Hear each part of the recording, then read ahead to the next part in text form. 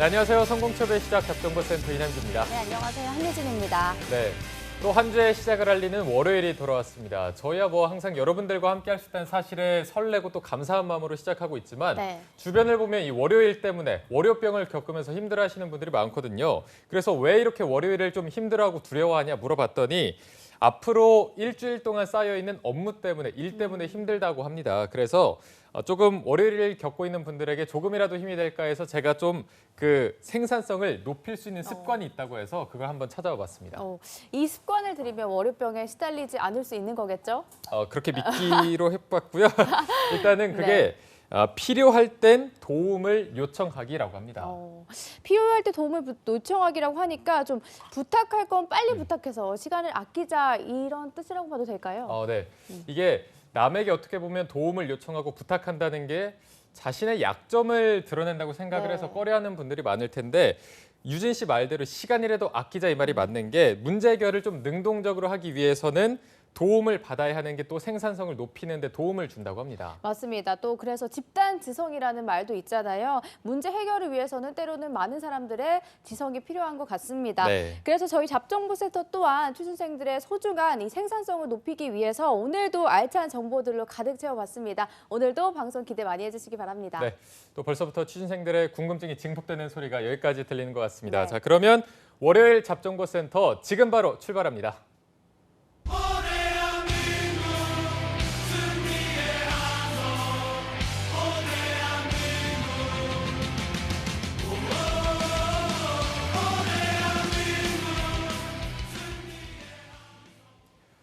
네, 하반기 공채가 서서히 마무리되어 가고 있지만 끝날 때까지 끝난 게 아닙니다. 대한민국 모든 취준생들의 염원을 실현시키기 위해서 공채 합격을 위한 필수 가이드를 전해드리는 공채 승리를 위하여 시간입니다. 네, 이분과 함께라면 그 어떤 기업도 두렵지 않습니다. 합격 전략은 물론이고요. 취업 취준생분들의 하반기 주인공으로 만들어줄 취업 컨설팅계의 제갈 공명, 건드리면 답이 나오는 취업 자판기입니다. 위포트의 홍계찬 컨설턴트와 함께하겠습니다. 안녕하세요. 안녕하십니까. 저희가 이제 방송하기 전에 이제 뭐 인적성, 일정이나 이런 걸 좀 여쭤봤었는데 저희가 컨설턴트 분들이 오면은 제자들 현황을 조금 묻고 있거든요. 지난주 뭐 차쿠치님은 제자들의 뭐 취업 현황이 여우비다. 어떤 분 또 구름이 조금 많이 끼어 있다. 이렇게 날씨로 표현을 해주셨는데 기찬 쌤 제자들의 합격 스코어를 또 날씨로 표현해 주신다면 어떻게 표현할 수가 있을까요? 날씨는 뭐 제가 보기에는 뭐 우중충한 날씨. 우중충한. 예. 보시면 그렇게 보시면 돼요. 우선 현대자동차 같은 경우에는 지금 이제 서류 발표가 거의 다 났는데 네. 실제적으로는 지금 현대자동차 공채 인원이 한 시즌에 뭐 200명 정도밖에 안 된다. 그래서 예전보다 훨씬 더 많이 축소됐다 이런 얘기를 했거든요. 네. 근데 지금 진행 중인 절차를 보면 배수가 어떻게 흘러가는지는 우리가 정확하게 예상할 수 없지만 예상보다는 괜찮게 서류가 좀 많이 됐던 인적성이 지금 면접으로 간 친구들이 많은 편이고 네. LG계열 같은 경우에는 LG 디스플레이보다는 LG 화학 쪽에 이번에 조금 더 채용 인원이 많은 것 같아요. 그래서 그쪽으로 오히려 기회를 잡은 친구들이 있고요. 삼성 같은 경우에는 이제 이번 주에 이제 발표가 나겠죠. 질사 시험이. 그래서 문과들은 DS 같은 경우에는 제법 좀 안 된 친구들이 많아요. 재학생들을 보면. 근데 이공계들은 뭐 역시나 서류 합격이 굉장히 많이 됐기 때문에 지금 인적성 결과를 좀 조심하고 있죠. 준비하고 있죠. 그래서 여러분들 11월 공채는 인적성보다는 이제 면접으로 이제 넘어갈 거예요. 그래서 그 시즌을 대비하시고 막바지에 또 뜨는 기업들이 있으니까 오늘 우리가 소개할 기업도 그러하고요. 네. 그 기회들을 놓치지 마셔야 됩니다. 네, 알겠습니다. 이번 하반기에 정말 취준생들이 마지막이라고 생각하고 도전하는 분들도 많을 것 같은데요. 네. 혹여나 원하는 기업에서 좋은 결과를 얻지 못했다 하더라도 오늘 이 시간 저희와 함께 하신다면 끝까지 좋은 결과 있을 거라고 믿어 의심치 않습니다.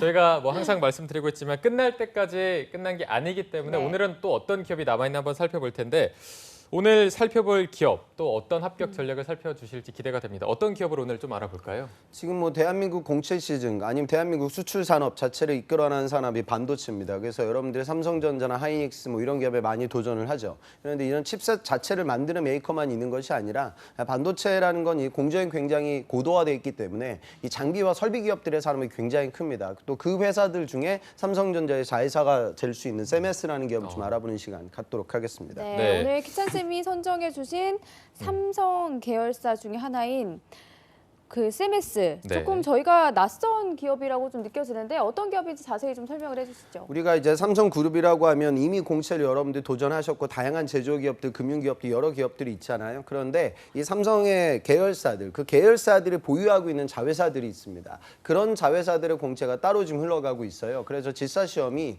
여러분들 10월 달에 보셨지만 11월 말에 또 아마 질사시험을 다시 보게 되는 친구들이 있을 거예요. 그래서 그 대표적인 기업 중에 우리가 삼성 메디슨, 삼성 CMS 뭐 이런 기업들 얘기합니다. 네. 메디슨은 이제 삼성전자의 자회사로서 의료 장비 쪽을 만드는 회사고요. CMS는 그 반도체 산업에서 굉장히 중요한 건 뭐냐면 아까 제가 말씀드린 설비나 장비가 중요한데 이 설비나 장비들은 주로 외국계 기업들이 많아요. 랩 리서치라든가 ASML, 뭐 텔, 캐논 이런 기업들이 있는데 또 이런 기업들만 있게 되면 삼성그룹 자체적으로 외산 장비 기업들에게 삼성전자의 반도체 라인이 휘둘릴 수 있는 영향을 많이 받을 수 있는 그런 리스크가 있죠. 이 리스크를 상쇄시키기 위해서 삼성전자가 자회사를 설립하여 거기서 자체적으로 공정에서 쓸 수 있는 장비를 만듭니다. 그 기업이 세멘스라고 보시면 되고요. 반도체 실적이 좋기 때문에 최근의 실적은 실제로 어마어마해요. 작년 매출을 보니까 처음으로 이제 2조가 넘었습니다. 그리고 순이익이 한 1,400억이 조금 넘는 수준인데 이게 어느 정도의 증감률이냐면 작년 실적이 그 이전에와 비교를 했을 때 매출은 한 86% 성장을 했고요. 순이익이 152%나 성장을 했어요. 그래서 최근 반도체 호황과 함께 이 기업의 성장이 아주 무서운 상황이다. 그렇게 보시면 좋을 것 같습니다. 네, 정말 성장력이 어마어마한 기업인 것 같은데요. CMS 현재 하반기 공채가 서류 전형 진행 중에 있습니다. 구체적으로 어떤 내용의 채용 공고와 일정이 있는지 이 부분은 신세미 캐스터가 소개해 주시죠. 네, 이번 하반기 CMS 채용 일정 함께 살펴보도록 하겠습니다. 먼저 서류 접수는 지난 24일 수요일부터 받기 시작했고요. 마감이 내일이죠. 내일 화요일 5시까지 마감할 예정이라고 합니다. 네, 서류 전형에 합격한 분들은 직무 적성 검사를 거쳐서 면접 전형, 건강검진, 그리고 최종 발표까지 이어지는데요. 네, 지원 자격으로는 2019년 기졸업자 또는 졸업 예정자가 지원 자격에 들어가 있고요. 전학년 평점 평균이 3.0 이상인 분, 병역 필도는 면제자로 해외 여행에 결격 사유가 없는 분들이 지원하실 수 있습니다. 네, 그리고 최소 어학 기준은 오픽 IL 이상, 영업과 경영 지원 분야는 오픽 IM1 이상이어야 하고요. 이때 중국어 성적을 보유하신 분들은 우대하고 있다고 합니다. 모집 직무 살펴보면 기구 설계와 전장 회로 설계, 소프트웨어 설비 기술, 그리고 생산관리 품질, 요소 기술, 영업 경영 지원으로 모집을 하고 있습니다. 자소서 항목 살펴볼 텐데요. 이 CMS의 특별한 점은 특별 활동과 시상 내역, 그리고 공통 질문으로 문항들이 구성되어 있습니다. 이 특별 활동은 동아리, 교회 활동, 봉사 활동, 교내외 프로젝트 참여 등 특별 활동 내용을 기술하는 항목이고요. 시상 내역은 초중고 대학 시절 간 각종 시상 혹은 대회 참가 이력 등을 중요도가 높은 것부터 내용을 기술하는 항목입니다. 공통 질문으로는 1번이 CMS 취업을 선택한 이유와 입사 후 회사에서 이루고 싶은 꿈을 기술하는 항목이고요.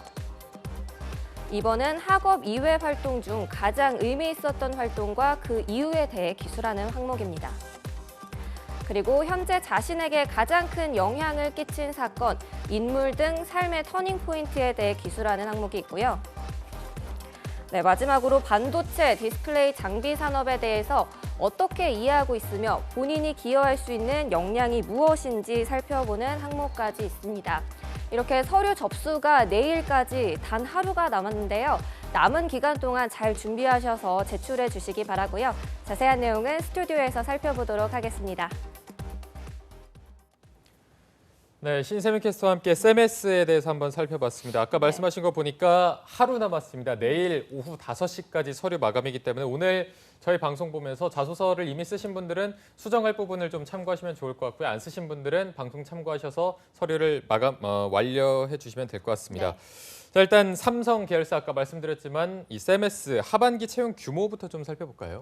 예, 정확하게 인원까지는 노출이 안 됐는데 셈에스의 주력 산업이 반도체 그 장비 쪽에서 세정 장비 쪽이 아주 강해요. 네. 그다음에 또 한 가지가 이제 물류 이송 장비인데 웨이퍼가 들어와서 8대 제조 공정 흐르는 과정들 속에서 웨이퍼의 정밀한 컨트롤이 중요하고요. 이 파트에 대해서 지금 투자를 많이 하고 있고 그다음에 그 앞서 말씀드린 미국계 외산 장비 기업 중에 가장 유명한 기업을 우리가 AMK 랩 리서치 이런 얘기를 하는데 랩 리서치 같은 경우에는 이 식각 장비 쪽에 독보적인 위치를 점유하고 있어요. 근데 최근에 셈에스가 여기에 많이 투자를 하고 있죠. 근데 지금 채용 공고를 보면 이 OHT라고 얘기하고 올 수 있는 물류 이송 장비 쪽에 좀 채용이 있는 것 같아요. 그래서 실적이 어마어마하게 늘었기 때문에 저는 전년도 대비 훨씬 더 많이 채용을 하지 않을까 이렇게 생각이 되는데 나와 있는 사업 부분을 보면은 좀 약간 좀 부정적이긴 해요. 그래서 예전 대비 정도의 채용 수준을 유지하지 않을까 그 정도로 저는 생각됩니다. 네.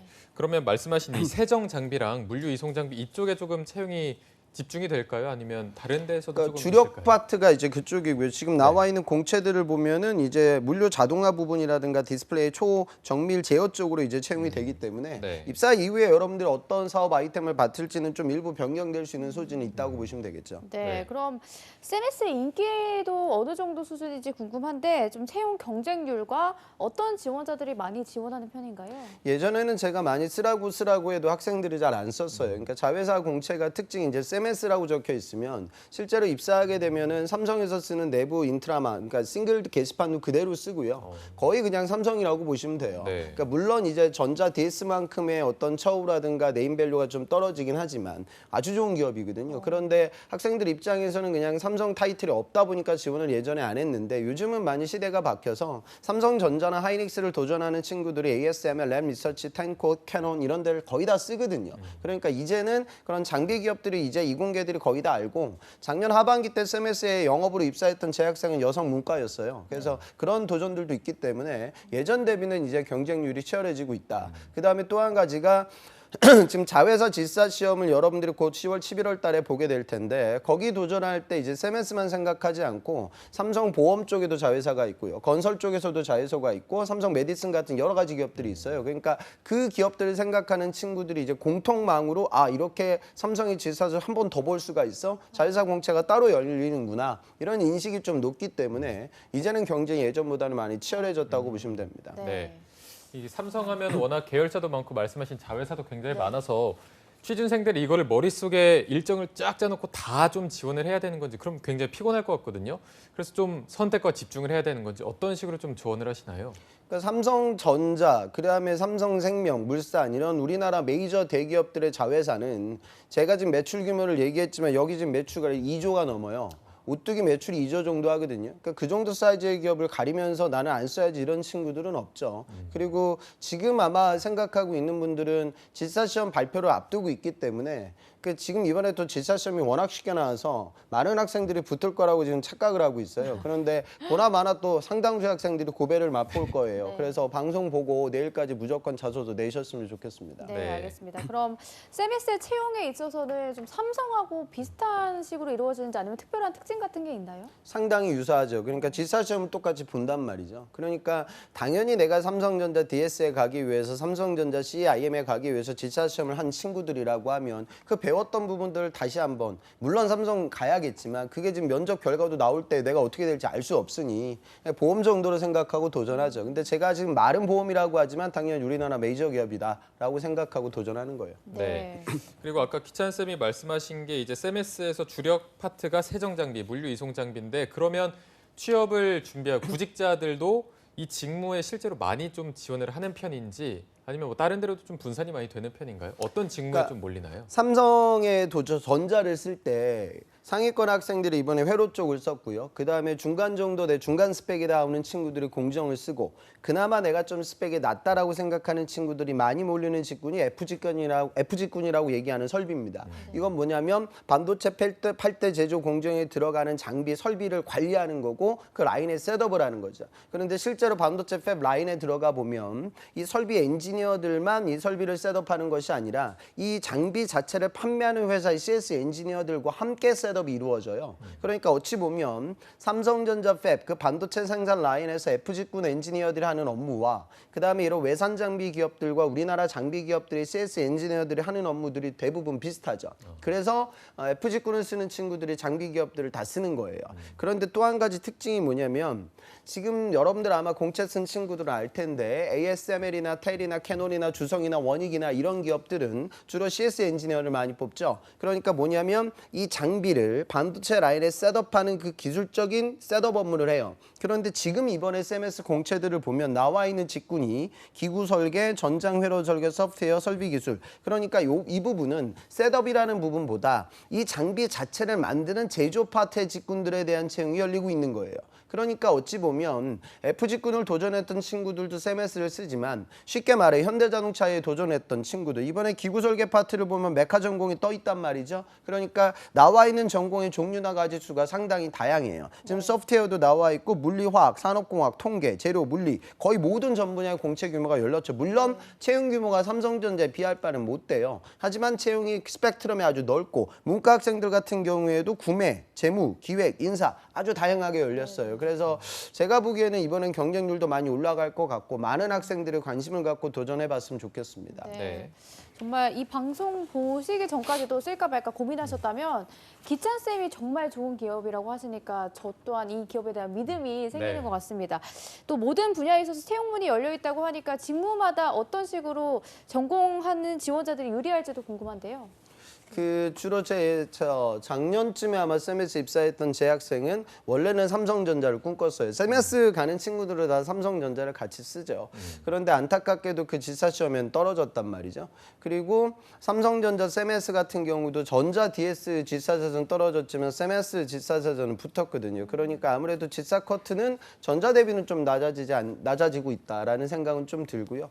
그 다음에 갔던 제 학생은 뭐냐면 연구실에 있을 때 그 장비를 셋업했던 경험이 많아요. 그러니까 뭐 스퍼터링 장비다, CBD 장비다, 여러 가지 챔버들, 여러 장비들이 있는데 랩에서 이제 우리가 과제를 진행하다 보면 우리가 원하는 샘플과 공정을 구현하기 위해서 장비 셋업 업무가 이루어지고 그러기 위해서는 셋업 매뉴얼을 봐야 되고 장비 업체에 안 그러면 그 연구실에서 장비를 샀으니까 그 연구실 장비도 막 기천만 원 단위예요. 그러면 그 장비의 매뉴얼과 그 장비를 팔았던 그 기술직 영업사원들과 함께 연구실에서 셋업을 했던 경험이 참 많았어요.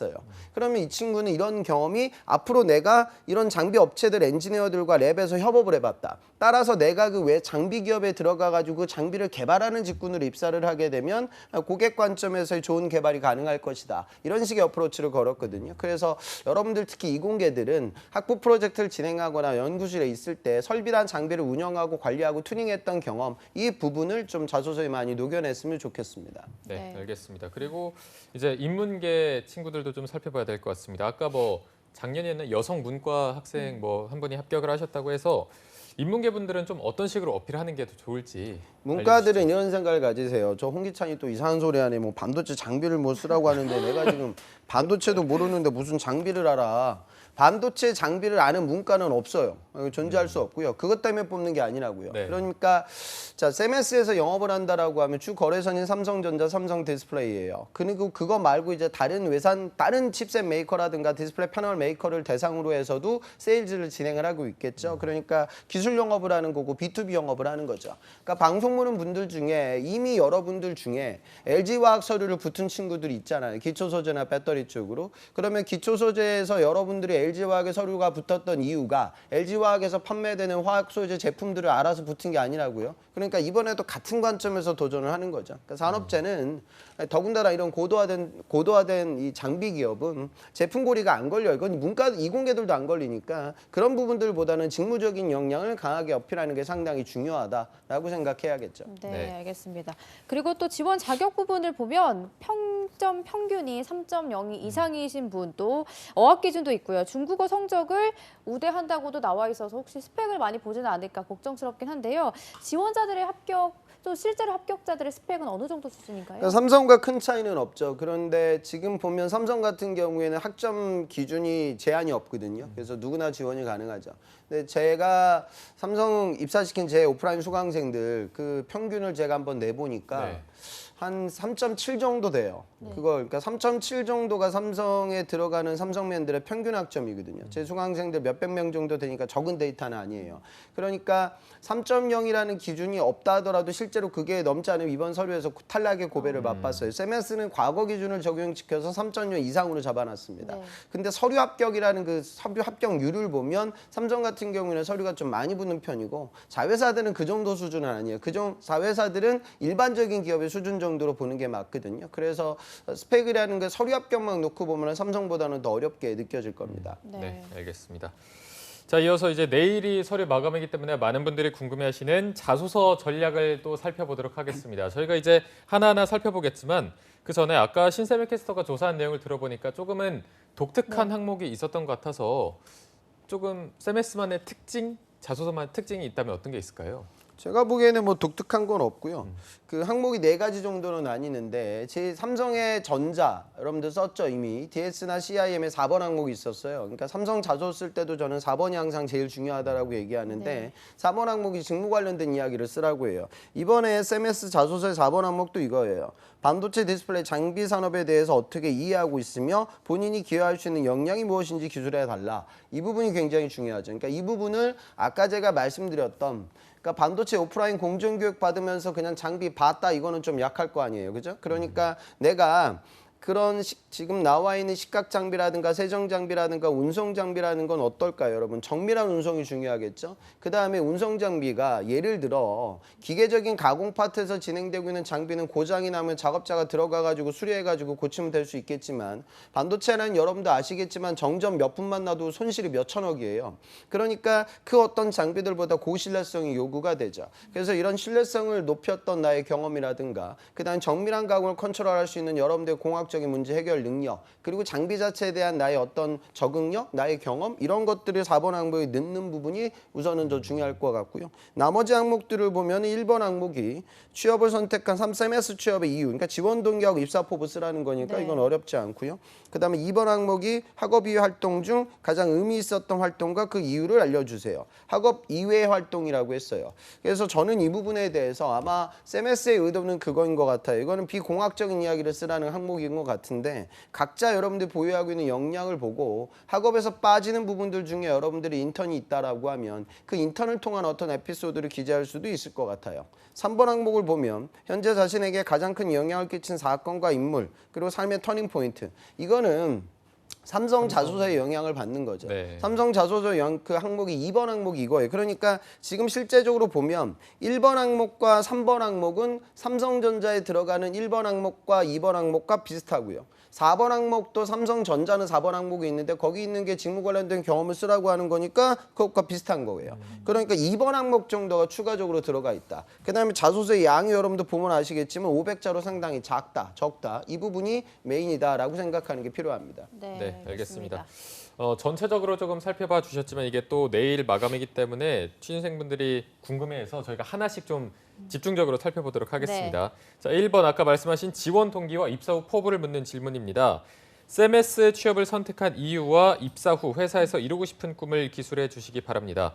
지원 동기가 굉장히 어려워하시겠지만 이게 또 삼성을 썼던 분들이 이 회사에 많이 지원을 해서 삼성의 지원 동기랑 비슷하게 쓰면 또 안 되겠죠? 현실적으로 이렇게 다가갔으면 좋겠어요. 저는 이제 좀 다른 취업 컨설턴트보다 조금 더 현실적으로 얘기하는 편인데 여러분들 중에 지금 내가 서류가 다 떨어졌고 인적성이 지금 다 떨어진 상황에서 삼성 발표가 내일이나 수요일쯤 날 건데 그 이전에 이 자소서를 마감하는 친구들은 특히 이공계라고 하면 세메스터 자소서를 정말 열심히 투자해가지고 쓰는 거 맞아요. 그런데 방송 보는 분들 중에 지금 현기차라든가 LG 계열의 면접을 앞두고 있는 이공계들이 있을 거예요. 목전에 이번 주에 보러 온 친구들도 있죠. 그러면 그런 친구들은 세메스 자소서를 어떻게 써야 돼요? 그냥 복부 타는 거예요. 그러니까 지금 면접을 목전에 두고 지금 반도체 장비 내가 알지도 못하는데 그거 확인하려고 기업 분석하고 산업 분석할 시간이 여러분들에게 없어요. 면접 잡힌 분들은 복붙하세요. 제가 말하는 복붙은 진짜 복붙은 아니고 여러분들이 이미 삼성의 1번 항목과 2번 항목을 기재했죠. 거기 들어갔던 컨텐츠, 그 컨텐츠로 가는 거예요. 그 컨텐츠가 1번, 2번, 4번이 여기 그냥 들어갈 거예요. 그런데 라이팅만 새롭게 하세요. 뭐 미리 뭐 찾아서 쓰기 그럴 시간은 여러분들이 없을까? 면접 잡힌 친구들은 이번 주에. 그런데 아닌 친구들, 그 친구들은 뭐 이제 풀타임으로 여기에 투자해가지고 자소서 쓰고요. 오늘 마감을 확실히 좀 다들 냈으면 좋겠어요. 왜냐하면 만에 하나 내일 삼성 면접 발표가 있을 거예요. 합격자 면접 볼 친구들의 발표가 만약에 내일 나온다 치면 또 그렇게 되면 이 자소서 쓸 수도 없을 거예요. 마음 붕 떠가지고 또 그때부터 PT 면접 준비하니까요. 그런 현실적인 타이밍을 보고 저는 우선 도전하는 말씀부터 좀 드리고 싶어요. 네. 그러면은 정말 기찬 쌤이 현실적인 조언을 해주셨으니까요. 선택과 집중을 꼭 잘 하셨으면 좋겠습니다. 네. 바로 두 번째 항목도 보도록 하겠습니다. 학업 이외 활동 중에서 가장 의미 있었던 활동과 그 이유를 알려주세요. 500자 내외로 작성을 해야 되는데요. 만약에 학업 중에 좀 특별한 경험이 없다면 어떤 식으로 작성을 해 나가야 할까요? 그러니까 4번 항목에 아까 제가 말씀드린 이미 CMS를 도전하는 친구들이 지금 이미 삼성전자를 많이 썼을 거니까 거기 들어가는 직무와 관련된 공학적인 이야기, 문과들이라고 하면 가장 나의 직무적으로 파워풀한 이야기가 4번에 들어갔고 그 4번 항목을 지금 이번에 CMS 4번 항목에 연결 지을 거예요. 이공계들은 거의 다 비슷한 어프로치가 가능해요. 그 다음에 1번 항목에 왜 반도체 회사를 지원하고 입사 포부 에 대해서 잡았던 내용들이 CMS 1번 항목하고 비슷하게 녹아 들어갈 거예요.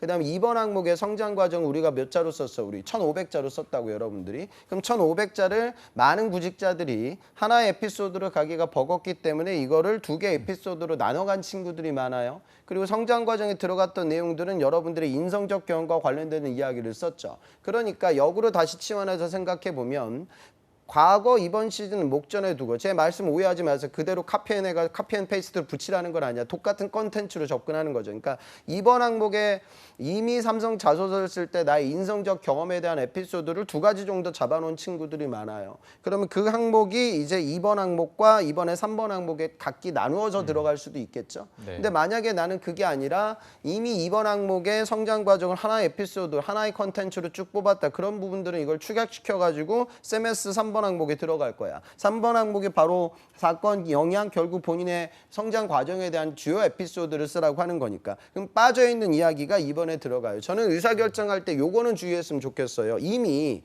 4번 항목에 연구실 이야기를 썼고요.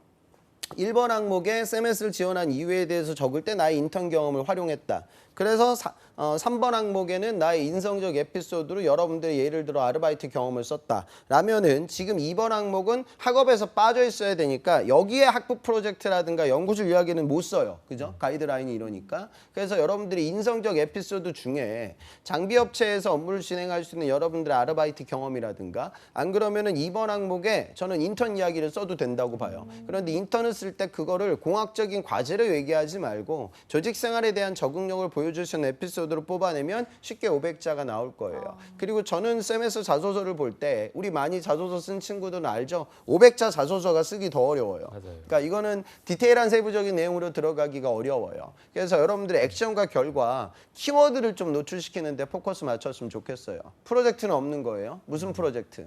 그 다음에 CBD 장비는 없는 거예요. 어떤 CBD 장비? 이런 식으로 용도와 어플리케이션을 보여줄 수 있는 형용사를 정확하게 뽑아내서 가독성을 높이는 작업이 이번 CMS 자소서에 더 중요한 포인트가 되지 않을까 싶습니다. 네.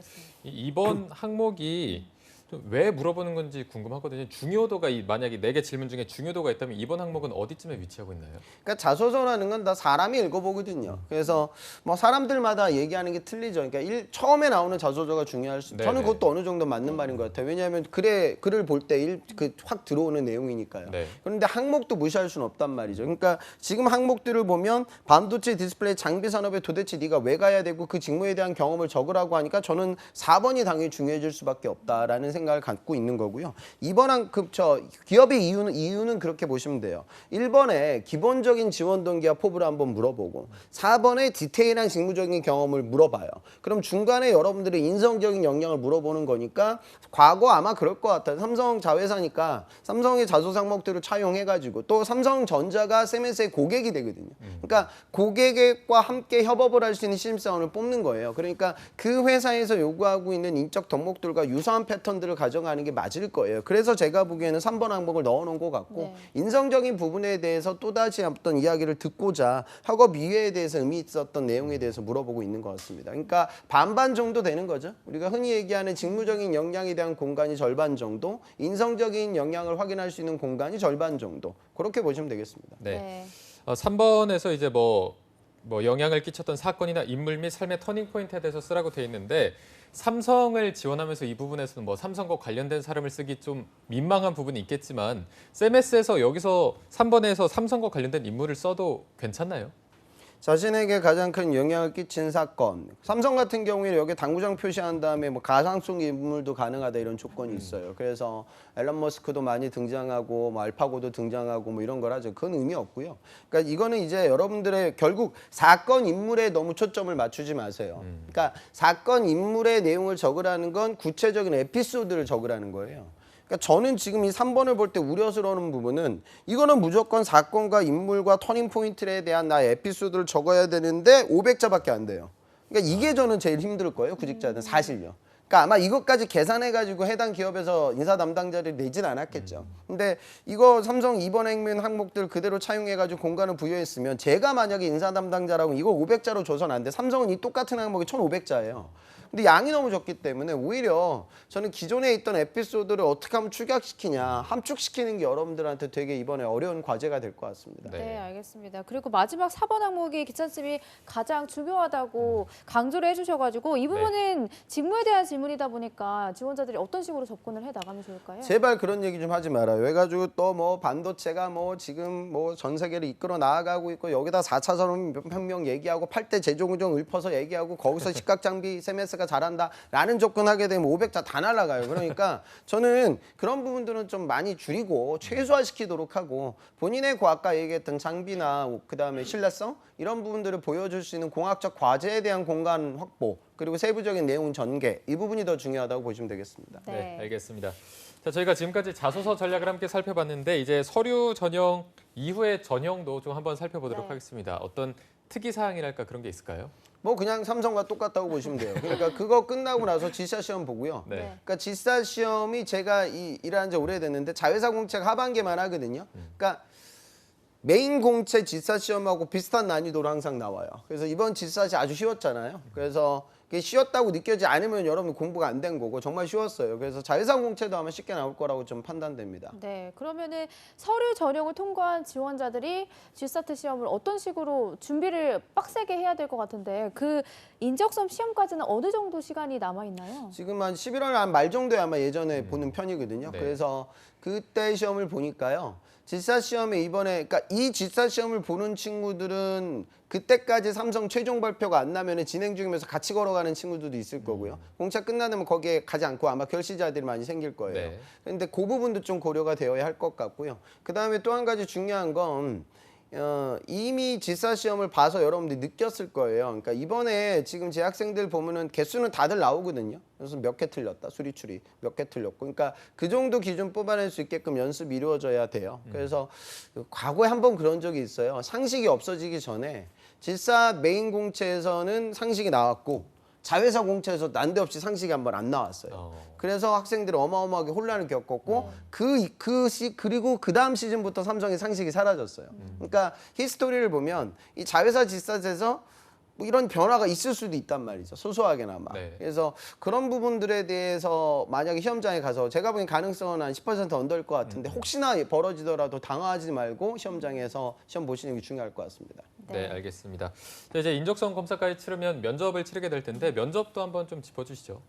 면접도 이제 그 삼성과 거의 비슷하게 흘러가요. 그래서 크게 달라질 건 없고요. 실무진 면접과 그다음에 근데 그거는 알고 가셔야 될 것 같아요. 그러니까 장비 기업에서 지금 벌어지고 있는 산업 동향과 기술 동향을 예전에는 알기가 너무 어려웠어요. 그런데 요즘 뭐 반도체 그런 박람회라든가 산업대전 이런 것들도 많이 펼쳐지고 이미 그런 데 갔다 온 공대생들도 많죠. 그래서 거기서 진행됐던 어떤 트렌드를 확인하고 면접장에 가라. 그건 좀 조언 드리고 싶습니다. 네, 알겠습니다.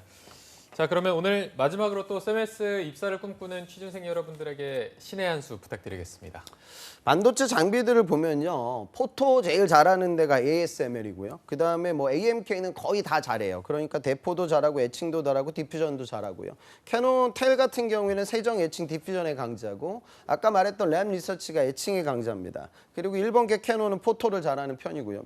그다음에 탱코는 분석 장비 쪽에 강점을 갖고 있죠. 대부분 어느 나라 회사들이에요, 여러분? 미주권, 구주권, 일본 기업들이죠. 그러니까 우리나라 반도체가 전 세계를 이끌어 나가고 메모리 반도체 시장은 대한민국이 없으면 4차 산업혁명이 불가능해집니다. 그런데 어찌 보면 그런 우리나라 메모리 시장과 이런 반도체 시장의 저면에 외산 장비 기업들이 없으면 또 돌아가지 않아요. 그래서 이게 앞으로 우리나라 산업에서 투자를 많이 할 그런 에어리어이다. 라는 생각을 갖고 지금 당장 낯선 장비에 대한 두려움을 갖지 마시고요. 아까 말씀드렸다시피 매출이 지금 뭐 성장세 여러분 말씀드렸잖아요. 그러니까 지금 당장은 어찌 보면은 대기업이 아니다라고 생각을 하겠지만 실제적으로도 대기업이고 과거의 히스토리라든가 미래 발전 계획도 탄탄한 기업입니다. 그래서 적극적으로 도전하는 자세 갖고 시즌을 좀 마무리하셨으면 좋겠습니다. 네. 네, CMS 서류가 하루 남았습니다. 아까 기찬 쌤이 말씀해 주셨던 것처럼 되도록 오늘 서류 제출하셨으면 좋겠습니다. 네. 오늘 좋은 말씀 주신 위포트의 홍기찬 컨설턴트와 함께했습니다. 오늘 고맙습니다. 고맙습니다. 감사합니다.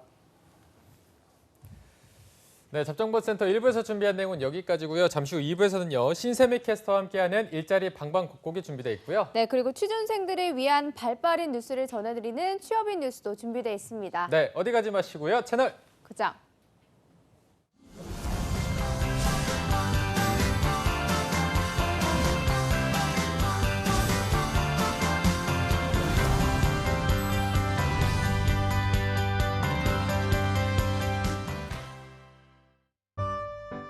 쉴 새 없이 바쁜 중에도 어김없이 찾아오는 오늘. 발걸음이 유난히도 가벼운 오늘. 떨리는 마음으로 당신을 만나러 갑니다. 오늘도 고단했을 당신에게 내 마음을 전합니다. 고된 하루의 끝에 함께 웃을 수 있다면 오늘도 수고했습니다. 일한 만큼 보장받는 사회, 노동자도 고용주도 함께 살피겠습니다. 고용노동부. 달라졌어요. 뭐가요? 내 삶이. 왜죠? 노동시간 단축으로 항상 제 시간에 끝나니까 이젠 직접 아이를 데리러 갈 수 있어. 좋아요. 자기 개발을 위한 나만의 시간이 생겨 좋아요. 종일 운전할 때보다 사고 걱정 없어 좋아요. 퇴근 후 더 오래 함께 할 수 있어. 좋아요. 일자리가 많아져 열심히 일할 수 있어 좋아요. 회사 분위기도 좋아지고 생산성이 더 향상되어 좋아요. 개인과 기업이 함께 행복해지는 노동시간 단축. 행복한 변화의 시작입니다. 좋아요. 보내자 처음 학교로. 보내자 원하는 유치원. 보내자 인터넷 홈페이지. 보내자 11월 1일 신청. 보내자 유치원 입학은 처음 학교로. 인터넷에 처음 학교로를 검색하세요.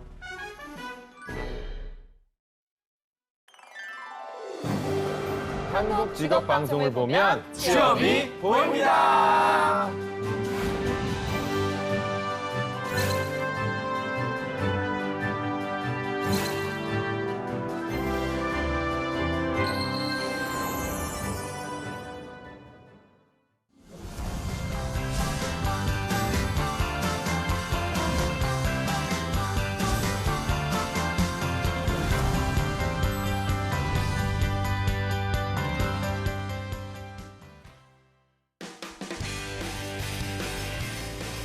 네, 성공첩의 시작 잡정보센터 2부의 문을 또 활짝 열어봤습니다. 저희가 2부에서는요. 전국 각지의 생생한 채용 소식을 발빠르게 만나보는 일자리 방방곡곡이 준비되어 있고요. 네, 그리고 취준생들이 꼭 알아두면 좋은 뉴스들만 골라서 전해드리는 취업인 뉴스 준비되어 있습니다. 먼저 일자리 방방곡곡부터 바로 만나보시죠.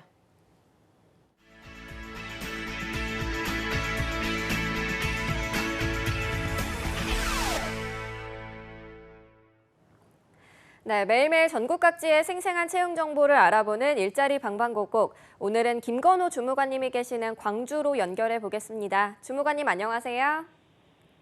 네, 안녕하세요. 강주 고용복지 플러스센터 김건호 주무관입니다. 네, 오늘은 어떤 소식 준비하셨나요? 네, 첫 번째 강주 지역 일자리 소개해드리겠습니다. 강주 서구 덕흥동에 위치하고 있는 공동주택관리 경비 용역업체인 목성산업개발 주식회사입니다. 경비 신입교육이수자로 강주 지역 무인경비 담당할 기계 무인경비원 10명 채용할 계획입니다. 지원 자격은 학력과 경력 모두 무관하고 청년층 구직자 우대한다고 하니 참고하시기 바랍니다. 급여는 신입 기준 월 220만 원부터 시작합니다. 접수 마감은 11월 말일까지입니다. 접수 방법은 이력서, 경비 신입교육 이수증 등을 준비하셔서 팩스나 이메일로 접수하시면 됩니다. 네, 학력과 경력이 모두 무관한 구직건입니다. 조기 마감될 수 있는 구인건이니까요. 빠르게 지원하셔야겠습니다. 주무관님 바로 다음 소식도 알려주시죠. 네, 두 번째 소식은 취업 기술이 부족한 구직자들에게 큰 도움이 될 만한 단기 집단 상담 프로그램 소식 준비했습니다. 강주 고용복지 플러스센터에서는 지역 구직자들의 취업을 위해 개인적인 사정으로 장기간 프로그램 참여가 어려우신 분들을 위해 나에게 필요한 부분만을 선택하여 4시간 과정으로 수강할 수 있는 단기 집단 상담 프로그램을 제공하는데요. 11월 상반기 일정 알려드리겠습니다. 11월 6일 면접 기술 습득하기, 13일 행복한 대화 이끌기 등을 각각 운영할 계획입니다. 프로그램은 오후 1시 30분부터 5시 30분까지 강주 고용센터 9층 해냄실에서 진행됩니다. 참여를 희망하는 구직자분들은 일정을 참고하셔서 미리 워크넷을 통해 신청하거나 고용센터를 직접 방문하여 접수하셔야 합니다. 프로그램과 관련한 궁금한 사항은 국번 없이 1350번으로 연락하시면 됩니다. 네, 구직자 여러분들을 위해서 단기 집단 상담 프로그램을 준비했다고 합니다. 구직자 여러분들의 많은 관심과 참여 바라겠습니다. 주무관님 오늘 소식 고맙습니다. 네, 고맙습니다. 네, 다음으로 경기도로 연결해 보겠습니다. 성남고용센터의 이은경 주무관님 안녕하세요. 네, 안녕하세요. 성남고용복지플러스센터 이은경 주무관입니다. 네, 오늘 채용 소식 알려주시죠. 네, 성남 지역 일자리 정보를 소개해드릴게요. 먼저 소개해드릴 기업은 주식회사 3B라는 기업입니다. 주식회사 3B는 공정감시 시스템, 하드웨어, 소프트웨어 개발 및 공급하는 기업이고요. 성남시 중원구 상대원 등에 위치하고 있습니다. 이번에 모집하는 분야는 스마트 공장 MES 프로젝트 개발 및 기술 지원을 담당할 직원 2명을 또 산업력 공정감시 시스템 생산 및 설치할 기술자 2명을 각각 모집하고 있습니다. 프로젝트 개발자의 경우는 경력은 무관하고요. 4년제 대졸 이상의 학력 및 운전면허 소지가 필수입니다. C++ 프로그래머 경력자 및 디브 익스프레스 컴포넌트 사용 경험자를 우대하고 있습니다. 생산 및 설치 기술자는요. 경력은 무관하고요. 초대졸 이상의 학력으로 전기 분야를 전공하신 분, 또 운전면허 소지가 필수입니다.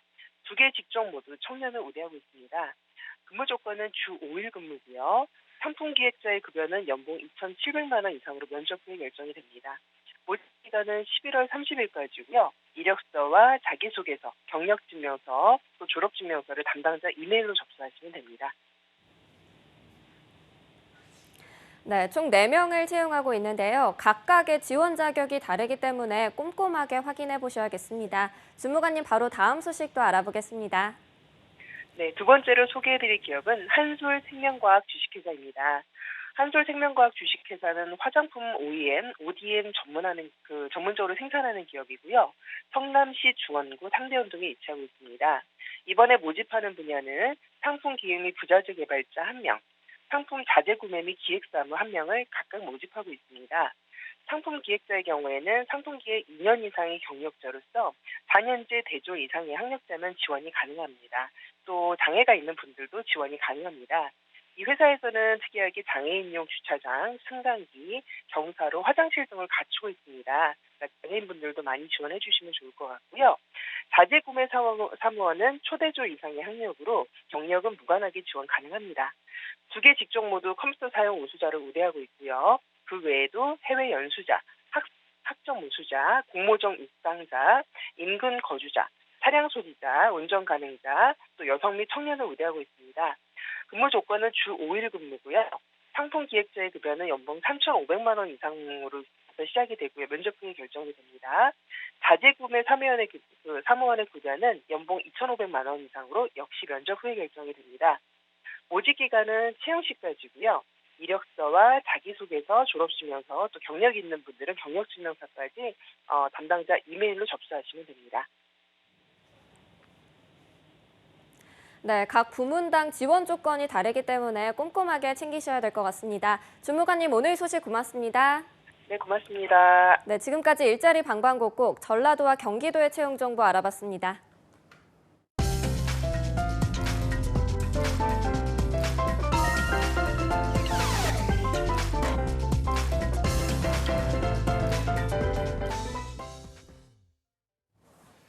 네, 구직자들이 꼭 알아야 할 소식들을 발빠르게 알아보는 코너죠. 취업인 뉴스 시간입니다. 네, 오늘 수고해 주실 잡정보센터 2부의 도우미 신세미 캐스터와 함께하겠습니다. 안녕하세요. 안녕하세요. 네, 그리고 또 한국직업방송의 대학생 서포터즈인 드림스피커즈 3기 중앙대학교의 정재민 학생과 오늘 특별한 시간 가져보도록 하겠습니다. 안녕하세요. 안녕하세요. 네. 네. 자, 오늘 저희 신세미 캐스터랑 유진 씨가 왜 이렇게 표정이 좋나 했더니 남성분이 오랜만에 오셨는데 굉장히 또 티가 나나요? 잘생긴 티가 너무 많이 나서 좀 네. 긴장 상할 뻔했지만 너무 굉장히 잘생긴 분이 오셨습니다. 네. 자, 드림 스피커즈에서 첫 남성분이 오셨는데 재민 씨가 저희 잡정보센터 시청자 여러분들에게 자기소개 좀 부탁드리겠습니다. 네, 앞에 3번 카메라 보고 하시는데 네, 안녕하세요. 네, 저는 중앙대 경제학과 4학년에 재학 중이고 그리고 드림 스피커즈 3기로 활동하고 있는 정재민이라고 합니다. 네. 이런 자리에 불러주셔서 감사하시고 네, 열심히 해보도록 하겠습니다. 저희가 감사하시고요. 너무 긴장하지 않으셔도 되고 네. 신세미 캐스터 이제 수능을 열심히 끝내고 대학에 딱 갔는데 이제 딱 첫 선배가 와서 이런 선배가 와갖고 오늘 축하해요, 환영해 이런 말 하면은 너무 좋은가요? 아니, 두 분이 나이가 혹시 어떻게 되는지 오빠 세미 씨보다 좀 나이가 더 많으신가? 혹시 나이가 어떻게 되시죠? 제가 26살입니다. 세미 씨는 네, 오빠인데. 네. 네. 이런 선배가 있으면 어때요? 맞네요, 선배. 선배요? 밥 잘 사주면 다 좋죠, 뭐. 외모보단 밥. 외모보단 밥. 네. 알겠습니다. 지금 아까 4학년이라고 하셨는데 4학년 막학기인 건가요? 네.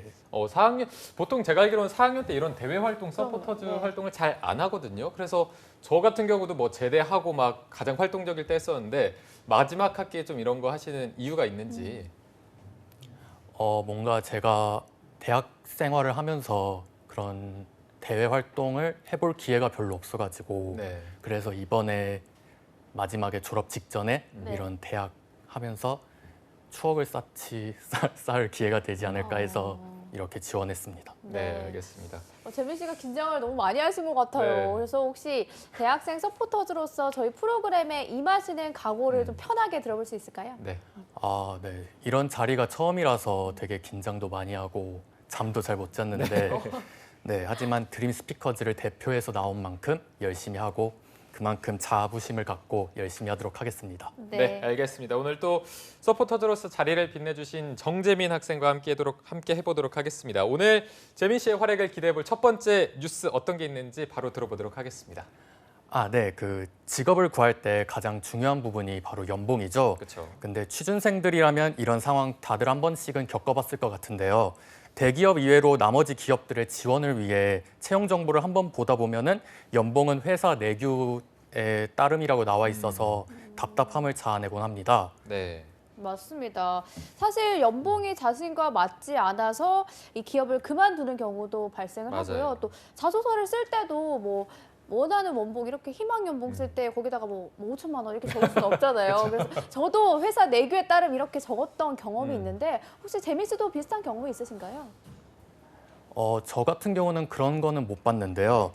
근데 만약에 제가 이런 거를 봤을 때 정보가 정확하게 명시되지 않는다면은 이 기업에 대해서 한번 의구심을 가져볼 만은 할 것 같습니다. 네. 그래서 이렇게 기업 연봉 공개 여부에 대해서 진행한 설문조사가 있어서 가져와 봤는데요. 네. 한 취업 포털 사이트에서 이렇게 인사 담당자 379명에게 설문조사를 진행해 봤는데 57.3%의 절반을 웃도는 수치로 채용 공고에 연봉을 이제 공개하지 않는다라고 답을 받을 수가 있었습니다. 네. 자, 그 말을 좀 쉽게 풀어보면은 절반이 넘게 또 취직분들이 연봉 정보에 대해서 알 수 없다 이 말이 될 텐데 취준생들한테 이렇게 연봉을 공개하지 않는 이유가 있다면 어떤 게 있을까요? 네. 그 이유 또한 설문조사로서 이렇게 공개가 되었는데요. 네. 이렇게 연봉 수준을 공개하지 않는 이유로는 먼저 연봉은 개인 역량에 따라 결정되니까 라는 이유로 55.8%란 수치고요. 네. 그리고 낮은 연봉 때문에 지원자가 적을 것 같다. 그래가지고 그게 27.7% 정도 되고 그리고 회사의 방침이 비공개다. 또는 연봉이 동종업계 또는 경쟁사에 밀려서 그런 게 공개되는 게 싫다. 그런 이유를 많이 들었습니다. 네. 좀 물론 회사의 입장에서는 이윤이 먼저이기 때문에 이 정도의 입장은 이해가 가긴 합니다만 그래도 고용 한파로 시달리고 있는 취준생들의 입장을 조금이라도 생각해 주셨으면 좋겠다라는 생각도 듭니다. 그럼 취준생들에게 하루라도 정보를 빨리 알려주는 게 좋을 것 같은데 어느 정도 기간을 거치면 이걸 알게 될 수 있나요? 일단 절반의 웃도는 기업들이 면접 시 알려주는 것으로 확인이 되었는데요. 같이 조사한 설문조사에 의하면 연봉 수준은 언제 공개하는지에 대해서 물어보니까 응답자의 67.3%가 면접 시라고 답했습니다. 네. 그 외에도 최종 합격 통보 때 또는 근로계약 시, 서류 통보 시 이 순서대로 답을 받을 수가 있었습니다. 네. 자, 그래도 응답자의 67.3%가 면접 시에는 알게 돼서 그나마 조금 다행인 수준이라고 볼 수 있을 것 같은데 이미 이게 채용 프로세스가 진행이 된 상황에서 밝히다 보면은 결국 채용하는 데 있어서 서로 이게 맞지 않는 부분이 있어서 어그러지다 보면 기업도 조금 피해가 있을 것 같은데 어떻습니까? 네, 그렇습니다. 실제로 연봉이 맞지가 않아서 채용을 못하거나 최종 합격자의 입사 포기를 결정한 적이 있는지에 대해서 조사해 보니까 77.3%나 그렇다고 답을 했다고 합니다. 이에 지원자의 희망 연봉이 높거나 낮을 때 어떻게 조율하는지에 대해서 물어보니까 가급적이면 회사 기준에 맞게 적용한다는 의견이 가장 많았다고 합니다. 네. 그러면은 인사 담당자들에 대한 설문조사도 있다고 들었는데 이 부분도 소개해 주시죠. 네. 이번 인사 담당자 중 10명 중 7명은 올 하반기에 이제 신규 채용을 할 때 94.7%가 연봉 수준이 기업 이미지에 영향을 미친다라고 답하기도 했습니다. 네. 네. 이렇게 결국에는 기업의 이미지에 영향을 미치기까지 하는데 연봉에 대해서 꽁꽁 숨기는 것 또한 기업에 대한 긍정적인 이미지를 미치지 않는다는 점도 꼭 알아주셨으면 좋겠습니다. 또 반면에 채용 공고에 연봉을 공개하는 기업도 있다고 들었는데 그 연봉이 정확하지 않다는 이야기도 있더라고요. 네, 그렇습니다. 그런 경우가 간혹 가다 있어가지고 취준생들이 고초를 겪고 하는데요. 채용 공고에 이제 연봉을 공개하겠다고 밝힌 이들의 대다수가 실제 연봉 수준과 동일하게 올린다고 답을 했으나 실제보다 올려서 공개한다는 답안이 약 10% 정도 되는 것으로 파악되었습니다. 네, 이제 뭐 10%도 결코 적은 수치가 아니기 때문에 이제 재미 씨도 막 합기고 취업 구직을 하고 있을 텐데 만약에 어떤 회사가 연봉이랑 뭐 회사도 마음에 들고 복지도 마음에 들었는데 이제 계약서를 쓰고 보니까 연봉을 실제보다 더 올려서 이렇게 명시가 돼 있으면 좀 어떨 것 같으세요?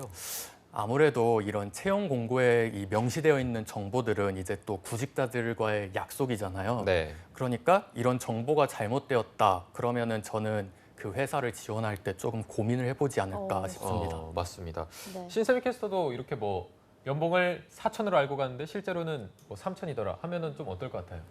근데 뭐 신입의 입장이라면은 3천이라도 나를 써주겠다면 아마 저는 들어갈 수도 있을 것 같아요. 이게 진짜 회사에 맞출 수밖에 없는 입장인 것 같습니다. 맞아요, 맞습니다. 또 이게 취준 생활이 길어지다 보면 아무래도 간절한 마음도 커지기 맞습니다. 때문에 또 그때 가서 생각해 봐야겠다는 분들도 많을 것 같습니다. 네. 네, 이번에 어찌되었건 기업에서도 눈치 싸움을 하는 경우가 많을 것 같은데 희망 연봉이 부담스럽게 느껴질 수도 있을 것 같아요. 네. 이에 대해서 알아보기 위해서 또 다른 설문조사를 한 번 더 했는데요. 희망 연봉 수준에 대해서 조사한 겁니다. 그 전체 응답자의 희망 연봉은 대략적으로 평균 3,200만 원으로 집계가 되었는데요. 이거는 평균일 뿐이고요. 그리고 취업 목표 기업과 취준생들의 전공 계열에 따라서도 그 희망 연봉 수준이 다르다고 합니다. 그 대기업 취업을 목표로 하는 취준생들의 희망 연봉이 평균 3,600만 원 가장 높았고 그다음이 공기업이 평균 3,300만 원, 그다음이 중견기업, 외국계 기업 모두 평균 3,200만 원 정도 되고 중소기업이 2,700만 원, 그리고 전공별로는 이공계열 전공자의 희망 연봉이 평균 3,400만 원으로 가장 높았다고 합니다. 그리고 이어서 인문계열 전공자와 예체능 계열은 3,200만 원, 경상계열, 사회과학계열, 자연 계열은 평균 3,100만 원 수준인 것으로 확인이 되었다고 합니다. 네, 알겠습니다. 자, 재민아 학생이 준비한 연봉과 관련한 뉴스 함께 살펴보셨고요. 이어서 신세미 캐스터가 두 번째 뉴스 소개해 주시죠.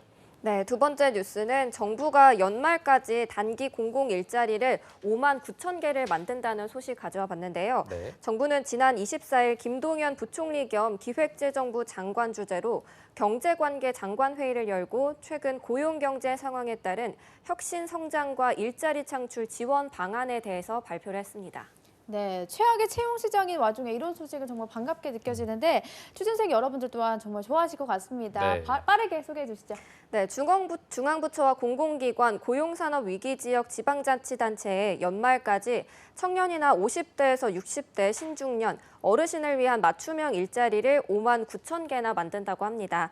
필요시에는 일자리의 기한을 내년까지도 연장을 할 수가 있다고 하는데요. 추가 재원 투입 없이 2월 전용 예산이나 예비비 등 최대한 올해 예산을 활용할 계획이라고 합니다. 또 구체적으로는 청년의 일 경험 축적과 취업 역량 강화를 위해서 공공기관 체험형 인턴을 5,300명 증원을 하고 정부 부처 공공기관 행정업무 지원 인력을 2,300명 늘리는 한편 청년 추가 고유 장려금을 가입 대상 10,000명을 확대해서 일자리 창출을 지원할 계획이고요. 또 이와 함께 사고 재해 예방을 위한 안전시설 점검을 위해서 4,000명, 행정정보조사를 위해 데이터 배축 구축을 위한 8,000명을 뽑고 교통안전시설물 실태조사나 전통시장 환경미화 등 대국민 서비스 현장 인력을 11,000명을 확충한다고 합니다. 네, 이게 정식 취업하기 전에 자신의 좀 취업 역량을 강화하고 싶다면 정부의 지원 방안을 적극적으로 활용해 보는 것도 좋을 것 같습니다. 네. 자, 이 밖에 또 다른 소식도 있을까요? 네, 이 밖에도 정부는 현행 최대 3개월인 탄력근로 단위 시간을 확대하고 근로시간 단축 연장용 방안을 연내 구체화하며 임금 지급 능력이 취약한 5인 미만 영세 사업자에 대한 일자리 안정자금 추가 지원을 13만 원에서 15만 원으로 연내 조기 시행할 계획이라고 합니다. 네, 취준생 또 기업들을 모두 구제해 줄 수 있는 이번 방안이 좋은 결과를 성취해내기를 기대해 보겠습니다. 네, 자, 오늘 저희가 이렇게 두 가지 뉴스 신세미 캐스터 그리고 정재민 학생과 함께 살펴봤는데 재민 씨 이게 생각보다 많이 떨리시죠? 처음에는 많이 떨었는데 네. 이게 말하다 보니까 예열이 돼서 긴장이 네. 네, 풀리면서 말이 술술 나오는 것 네, 같습니다. 원래 이게 방송이란 게 긴장이 풀릴 때쯤에 이게 다 좀 끝나요. 끝나기 네. 때문에 마지막으로 그러면 좀 예열이 된 상태에서 출연자 재민 학생의 소감을 또 한번 들어보도록 하겠습니다. 아, 네. 처음에 이제 긴장을 많이 했는데 이렇게 또 다들 되게 편하게 대해주시고 그래서 되게 재밌고 시간도 빠르게 지나갔던 것 같습니다. 또 기회가 되면은 또 오고 싶을 정도입니다. 불러주셔서 감사합니다. 네, 저희가 감사합니다. 자, 오늘 대학생 서포터즈 드림 스피커즈 3기 정재민 학생 그리고 신세미 캐스터 두 분과 함께했습니다. 오늘 고맙습니다. 고맙습니다. 네, 잡정보센터 오늘 준비한 내용은 여기까지입니다. 내일도 공채 합격을 위한 필수 가이드, 공채 승리를 위하여는 계속됩니다. 네, 저희는 내일 오전 10시에 웃는 얼굴로 찾아뵙겠습니다. 여러분 고맙습니다. 고맙습니다.